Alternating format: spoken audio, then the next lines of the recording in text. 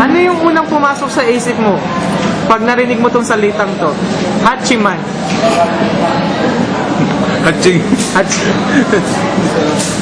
Eh, ang Amaterasu. Digimon. Ha? Digimon. Digimon. Lugar siya sa Digimon eh. Amaterasu. Hindi. Sharingan yan. Eh, yokai. Ano alam mo sa yokai? Parang pokpok. Pokpok. Masaya ka yata. May karanasan ka naman sa pokpok? Wala.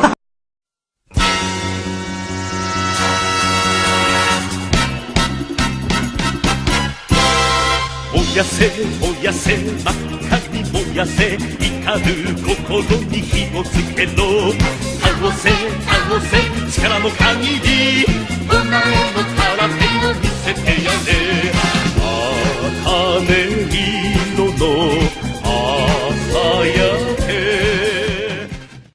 Okay. Ako po si Jeff sa Group 3 ng Japanese Mythology. So, gumawa po ako ng maliit na documentary tungkol sa relasyon ng Japanese mythology sa mundo ngayon ginagalawan ng mga estudyante ng Cavite State University at natuklasan ko na marami palang anime na pinapanood nila ang konektado sa Japanese mythology. Pero bukod doon, tinanong ko rin sila tungkol sa Japan, kung ano ba naiisip nila tungkol sa Japan, kung may lahi ba silang Hapon, tsaka kung anong naiisip nila pag marinig nila itong salitang to. Hachiman. 火を浴びてきらめく筐体 Si Hachiman, siya ang Diyos ng paikipagdigma. Si Amaterasu. 眼差しは未来を見つめ Ano bang may isip nila pag narinig nila yung Amaterasu? Si Amaterasu, siya yung pinakamalakas na Diyos sa Japan. Siya yung araw. At yokai. やがて来る平和を祈る Ano ba ang yokai? Ano ba sa tingin nila ang yokai? Ang yokai, siya yung term ng mga multo sa Japan. Pag narinig mong yokai, yun ang multo sa Japan. Pero, yung tatlong yun na hindi pamilyar sa mga estudyante dito sa Cavite State University at pipilitin natin sila bigyan ng sariling kahulugan. So, tignan natin. 呼んでる呼んでる大ボス大ボス登場大ボス Anong unang bagay na pumasok sa isip, ay pumapasok po sa isip niyo pag narinig yung salitang Japan? Cherry blossom. Okay po. Ano po yung unang bagay na pumapasok sa inyo pag narinig yung salitang Hachiman? Hachiman. Hindi ko pa siya narinig. Okay. Ngayon narinig nyo na po. Ano po sa tingin nyo Hachiman? Ayok ba yan? Tao? Ano? Nababahing. Ano? Nababahing. Maghang!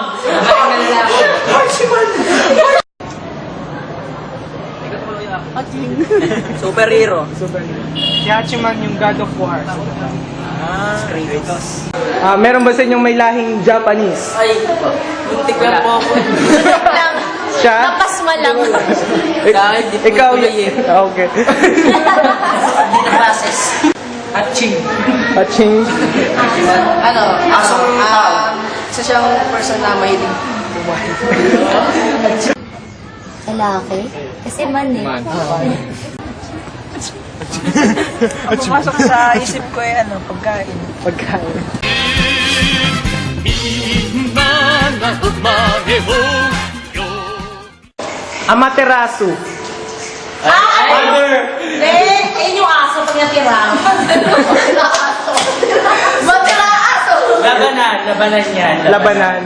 Hindi, iba yun yung pag natira. Yung Matira. Ganon? Matira aso. Laro. Si Amaterasu po yung highest god sa Japan. Kumbaga si Zeus. Mga bastos kayo. Sorry. Ama ng pagkain. Ha? Ama ng aso. Ama na.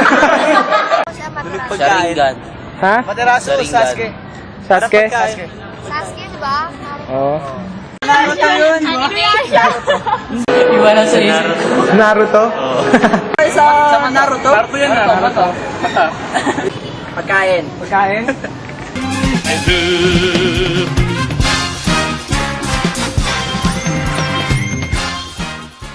Wow. Yokai. Okay. Okay.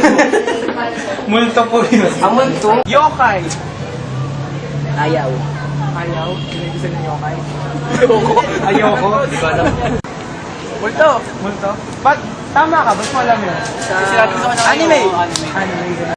Yung mga parang mga multo. Tama. Multo. Saan mo natutunan yun? Sa Taylor parang. No. Yokai, yung multo yan. Parang spirit. Ba't alam mo yung yokai? Tama ka sa yokai. Ba't alam mo? Kasi nanonood ako dati ng yung... Teka. Ano pinapag...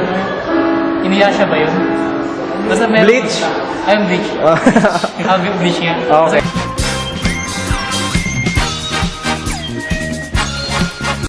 Alam niyo ba yung Japanese mythology? Kahit anong idea? Wala. Okay. May alam ka ba tungkol sa Japanese mythology? Wala. Okay, okay. Wala. Wala po. Literature meron. Mythology wala. Okay po.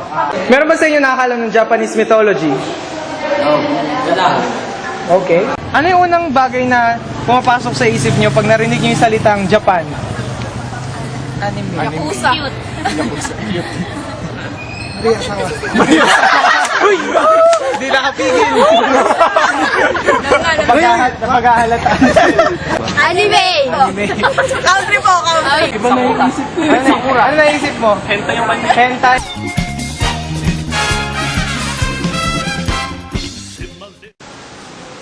Tapos, sa pangalawang part ng documentary nito, nagdala ako ng mga iba't ibang litrato ng Japanese characters.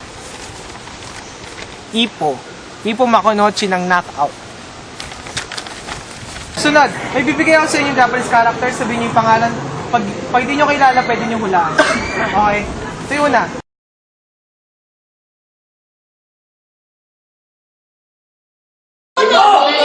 Opo, Ippo.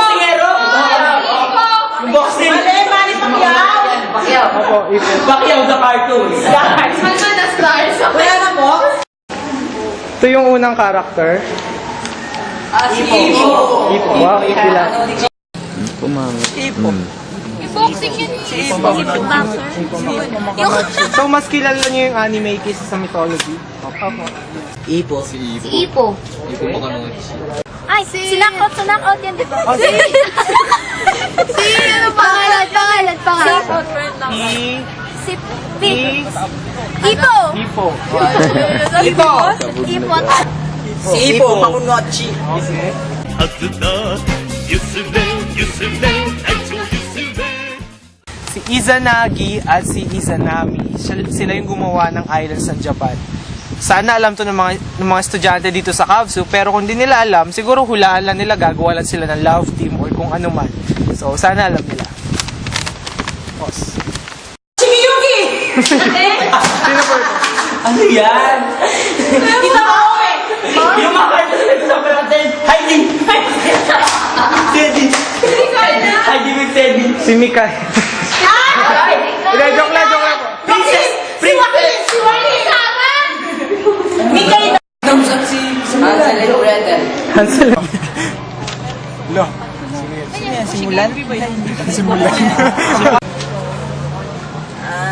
God na. Si Jiwalin na pa. Si Angelica. Ay, dalawa may train. Wala talaga idea. Idea.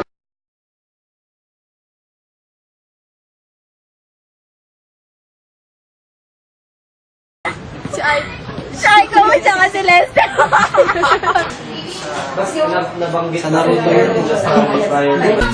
の力を見せてやれ黄金色の Okay nga.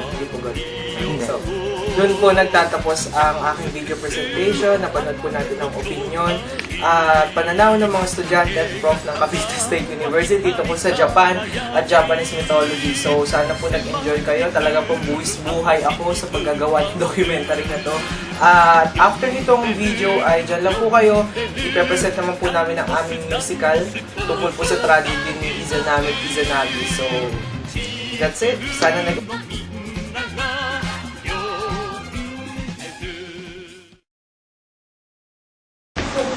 Sir, kamusta? Kaway sa camera. Kaway sa...